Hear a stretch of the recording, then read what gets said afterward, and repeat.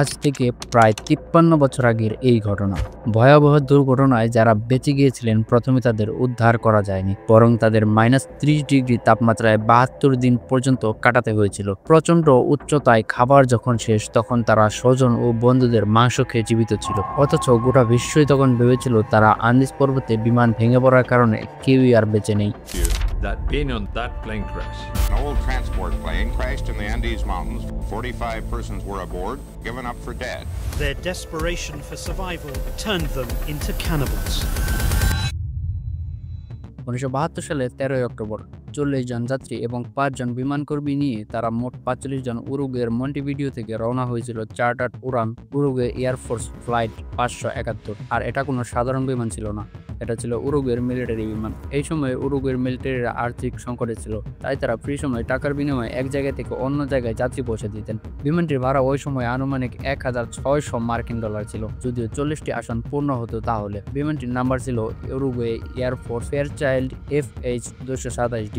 এই বিমানটির বয়স ছিল মাত্র ৪ বছর। বিমানে যাত্রীদের মধ্যে ছিলেন ১৯ জন রাগবি খেলোয়াড় এবং তাদের পরিবার আর বন্ধুরা। মূলত old Christian club rugby union নিজেদের দলের সদস্য এবং তাদের পরিবারকে স্যান্টিয়াগোতে ইংলিশ ওল্ড বয়েজ ক্লাবের বিরুদ্ধে একটি ম্যাচ খেলতে নিয়ে যাওয়ার জন্য এটা নিয়েছিলেন। ১২ অক্টোবর নাগাদ টুইন ইঞ্জিন টার্বোপ্রপ রওনা হয়েছিল মন্টিভিডিও বিমানবন্দর থেকে। ফ্লাইটটি ছিল মাত্র ৩ ঘন্টা, তবে একটি ঝড়ের জন্য দলটি সেই রাতে আর্জেন্টিনার মেন্ডোজাতে কাটাতে হয়েছিল। পরের দিন দুপুর 2:18 নাগাদ বিমানটি ফের রওনা হয়। বিমানের চালক জুলিও ফেরাদাস অ্যান্দিজের উপর দিয়ে ২৯ বার বিমান উড়িয়েছে। তিনি আসলে সহচালক দান্তে লাগুরারাকে প্রশিক্ষণ দিচ্ছিলেন। দুপুর 3:21 নাগাদ ওই পাশ ক্লিয়ার করার কিছুক্ষণ পরেই লাগুরারা ভেবেছিলেন যে ১ মিনিটের মধ্যেই কুরিকো পৌঁছে যাবেন, ফলে অবতরণের জন্য প্রস্তুতি নিচ্ছিলেন। কিন্তু এয়ার ট্রাফিক কন্ট্রোলাররা প্রমোদ গুনেছিল, কারণ আসলে এখানে আসতে সময় লাগে ১১ মিনিট, অথচ তাদের ক্ষেত্রে সময় লেগেছিল মাত্র ৩ মিনিট। লাগুরারা এয়ার কন্ট্রোলের কাছ থেকে অবতরণের জন্য আর্জি জানায়, আর এয়ার কন্ট্রোল তার আর্জি গ্রহণও করে নেয়। আর এটাই ছিল তাদের সবথেকে বড় ভুল। আসলে ওই বিমান চালক তাদের অবস্থান বুঝতেই পারেননি। লাগুরারাও অল্প স্বল্প টার্বুলেন্স আশা করেছিলেন।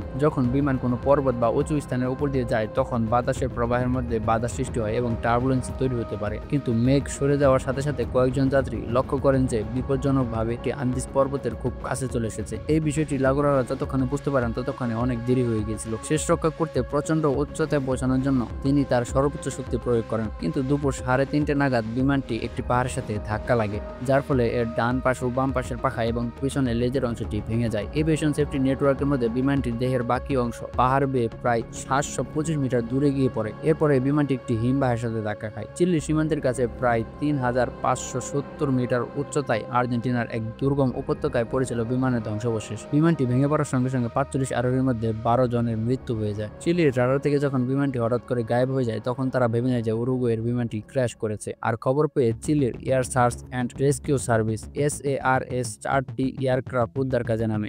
SARS অধিকারীরা কিছু না পেয়ে ওই সিদ্ধান্তে পৌঁছায় যে পর্বতের ভূখণ্ডে দুর্গম স্থানে বিমানটি ভেঙে পড়ে। আসলে দুর্ঘটনাস্থলে উদ্ধারকারী বিমানগুলো ঘোরাফেরা করলেও তারা বিমানটিকে দেখতে পায়নি, কারণ সেটি ছিল সাদা রঙের বিমান এবং পুরোপুরি বরফের সঙ্গে মিলেমিশে গিয়েছিল। দুপুর 3:30টার দিকে বিমানটি বিধ্বস্ত হয়। মেঘের কারণে আলো ইতিমধ্যে অন্ধকার পরিণত হয়েছিল এবং প্রায় 4টার দিকে তুষারপাত শুরু হয়ে গিয়েছিল। তা হঠাৎ করেই ঝড়ের মতো হয়ে ওঠে এবং পরে ঘন হয়ে পড়ে, যার ফলে পাহাড়ের দৃশ্য মুছে যায়। তুষারপাত সত্ত্বেও মার্সেলো প্যারিস নির্দেশ দেন যে আহতদের উদ্ধার করা উচিত, যাতে যারা সুস্থ আছেন তারা যেন ফেয়ারচাইল্ডের মেঝেতে জটলা আসনগুলো সরিয়ে নিতে পারেন। এটি একটি সামরিক ব্যবস্থা হিসেবে গণ্য হয়েছিল, কারণ তারা সকলেই নিশ্চিত ছিলেন যে এখন পর্যন্ত বিমানটি নিখোঁজ হবার খবর পেয়ে যাবে এবং সাহায্য পৌঁছে যাবে। তারা বুঝতে পেরেছিল যে রেডিও এবং সংকেত প্রেরণ করতে পারলে উদ্ধার কাজ সহজ হতে পারে, কিন্তু পাইলটের কেবিনে যাওয়া এত সহজ ছিল না। পাইলটের কেবিনের প্রবেশদ্বারটি যাত্রীবাহী বগির সিট দ্বারা ব্লক হয়ে গিয়েছিল, কিন্তু অন্যদিকে জীবনের শব্দ শোনা যাচ্ছিল। তাই ওখানকার মধ্যে একজন যায়, যার নাম হচ্ছে মঞ্চো সাবেলা, বাইরে থেকে পাইলটের কাছে পৌঁছানোর সিদ্ধান্ত নেয়। তুষারের উপর দিয়ে হাঁটা প্রায় অসম্ভব ছিল, কিন্তু সে আবিষ্কার করলো যে বিমানের সামনের দিকে সিঁড়ির কুশন ব্যবহার করে পাথর দিয়ে সিঁড়ি তৈরি করা যায় এবং বিমানের সামনে ধাক্কা লাগার ফলে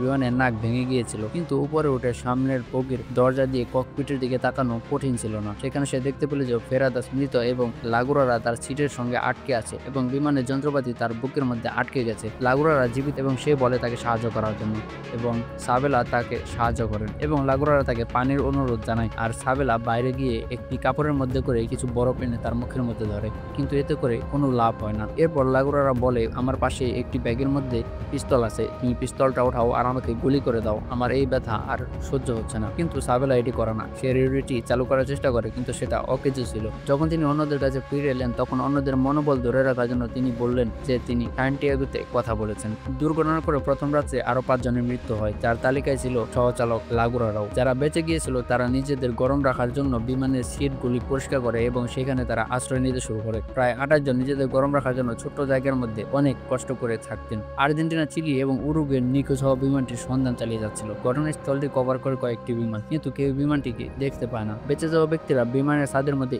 SOS লেখার চেষ্টা করে, তাদের লিপস্টিক ব্যবহার করে, তাদের লিপস্টিকগুলো একত্রিত করে এবং প্লেনের ছাদের মধ্যে SOS লেখার চেষ্টা করে, কিন্তু S লেখার পরে তাদের সকল লিপস্টিক শেষ হয়ে যায়। কিছুদিন পরে আরো এক আরোহীর মৃত্যু হয়। যাত্রী সংখ্যা এখন 27 জন। 27 জন আরোহীর কাছে তখন খাবারের রসদ বলতে চকলেট বার, 1 টিন ঝিনুক, 3 বয়ম জ্যাম, কিছু আমন্ড, খেজুর, ক্যান্ডি, ডায়েট প্লাম এবং ওয়াইন। তাদের কাছে পর্যাপ্ত পরিমাণ পানিও ছিল না। অনেক দূর থেকে বরফ এনে সেই বরফকে পানি করে তারপর পান করা ছিল খুবই কষ্টসাধ্য। আর দূরের থেকে বরফ আনার কারণ হলো প্লেন ক্র্যাশের কারণে প্লেনের তেল এবং ডেড বডি আর রক্তের কারণে সেই আশেপাশের জায়গা একদম খারাপ হয়ে গিয়েছিল। আর তাদের কাছে সলিড ফুডও অনেক কম ছিল।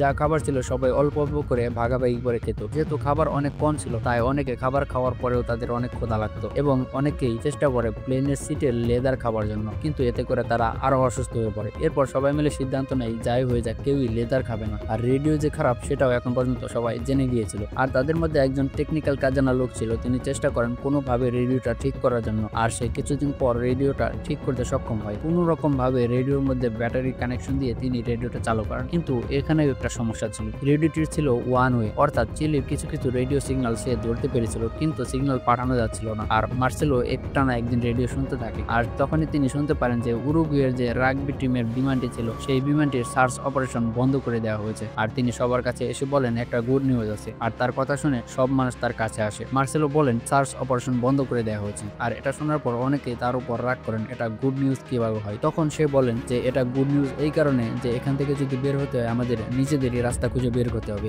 কেউ আমাদের সাহায্য করতে আসবে না, এটা তো আমরা জেনে গেলাম। আর এই কথা শুনেই অনেকেই সাহস পায়। আর এর মধ্যে 2 জন রাগবি দলের খেলোয়াড় তারা আশেপাশে দেখার জন্য বের হয়ে পড়ে এবং কয়েক কিলোমিটার চলার পরে তারা কিছুই দেখতে পায় না, সেই শুধু একই বরফ আর পাহাড়। এরপর তারা নিজেদের প্রাণের ঝুঁকি বাঁচাতে তারা আবার প্লেনের কাছে চলে আসে। তাদের কাছে খাবারের জন্য একটা পাতা পর্যন্ত ছিল না, ছিল শুধু চকলেট বার আর ওয়াইন। এখানে মেডিকেল টিমের একজন স্টুডেন্ট ছিলেন, তিনি বলেন এভাবে আর থাকা যাবে না, খাবারের জন্য কিছু না কিছু একটা তো ব্যবস্থা করতে হবে। এরপরে তিনি যেটা বলেন সেটা শুনে সবাই অবাক হয়ে যায়। তিনি বলেন যে বাইরে যে ডেড বডি পড়ে আছে সেগুলো আমাদের খেতে হবে, আর সেটা যত তাড়াতাড়ি সম্ভব আমাদের করতে হবে, না হলে আমাদের মধ্যে এতটুকু শক্তি থাকবে না যে আমরা বাইরে গিয়ে ডেড বডি কেটে সেটাকে আমরা খেতে পারি। এটা শোনার পর অনেকেই রাগারাগি করেন, বলেন যে বাইরে আমার ভাই আমার বন্ধু আছে, তাদের আমরা কিভাবে খাবো। অনেকে রাজি না হলেও পরে তারা খেতে বাধ্য হয়।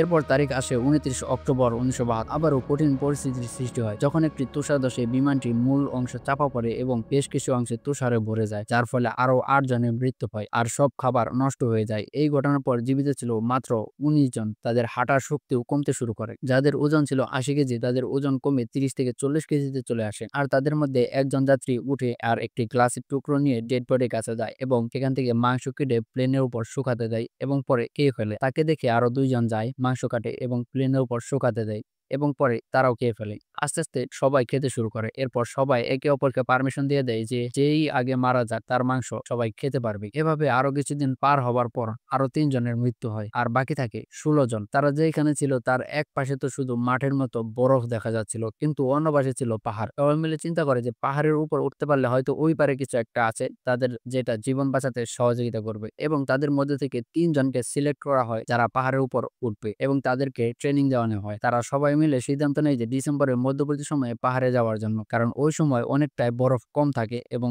ঝড় হওয়ার সম্ভাবনা কম। প্লেনের সিটের তুলা আর মৃতদের কাপড় ব্যবহার করে তারা জ্যাকেটের মতো তৈরি করে। অ্যাক্সিডেন্টের ঠিক 2 মাস পর 12ই ডিসেম্বর তারা রওনা হয়। তাদের কাছে মাংস আর চকলেট অনেক কম থাকার কারণে মাঝখান থেকে একজন আবার প্লেনে চলে আসে তার খাবার ওই দুইজনকে দিয়ে এবং তারা যাত্রা চালিয়ে যায়। 18 ডিসেম্বর তাদের দুইজনের উপর দিয়ে একটি প্লেন যায় এবং তারা অনেক ইশারা করে, অনেক ডাকাডাকি করে, সংকেত দেয়, কিন্তু কোনো লাভ হয় না। আর কিছুদিন চলার পর তারিখ হয় 28 ডিসেম্বর 1972। 60 কিলোমিটার পাড়ি দেওয়ার পর তারা অনেক আশা নিয়ে পাহাড়ের উপর পৌঁছায়, কারণ এরপর যদি কিছু না থাকে, যদি বরফ আর পাহাড় থাকে, তাহলে এটা তো কনফার্ম তারা আর বাঁচবে না। কিন্তু তাদের কপাল ভালো, তারা পাহাড়ের ওই পারে একটা পাহাড় দেখতে পায় যেখানে বরফ ছিল না, ছিল সবুজ গাছপালা আর নদী। আর এই নদীর কাছে পৌঁছাতে তাদের আরো একদিন লাগে। তাদের শরীরে আর শক্তি ছিল না। তারা নদীর কাছে কিছু গরু আর কিছু ম্যাগির প্যাকেট দেখতে পায়। এতে করে তারা ভাবে এখানে হয়তো মানুষ আসে যায় এবং তারা নদীর পাড়ে অপেক্ষা করতে থাকে। আর কিছুক্ষণ পর তারা নদীর ওই পারে দেখতে পায় একজন ঘোড়ায় চড়া লোক। তারা তাকে ইশারা করে এবং ইশারার মধ্যে অনেক কিছু বোঝানোর চেষ্টা করে, কিন্তু লোকটি কিছুই বুঝতে পারছিল না।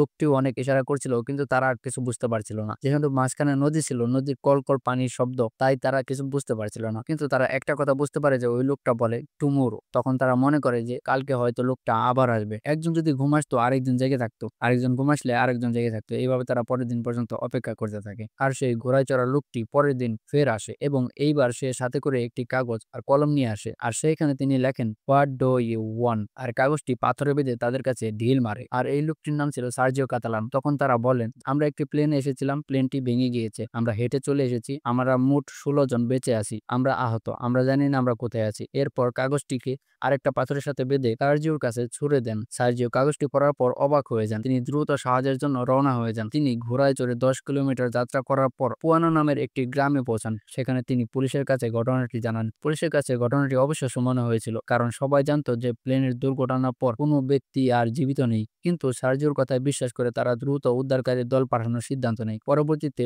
ওই 16 জন সম্পূর্ণভাবে সুস্থভাবে উদ্ধার করা হয়। সেই মুহূর্তে বেঁচে যাওয়া 16 জন যাত্রীর দুর্দশার খবর সারা বিশ্বে ছড়িয়ে পড়েছিল। তারা যখন বাড়ি ফিরে আসে তখন তাদের বীরের সম্মাননা দেওয়া হয়। এই ঘটনাটিকে আন্দিজের অলৌকিক ঘটনা বা মিরাক্কেল অফ দি আন্দিজ নামে পরিচিত। বেঁচে থাকা যাত্রীরা পরবর্তীতে বই ও চলচ্চিত্রে তাদের অভিজ্ঞতা তুলে ধরেছে, যা সারা বিশ্বের মানুষকে অনুপ্রেরণা দিয়েছে।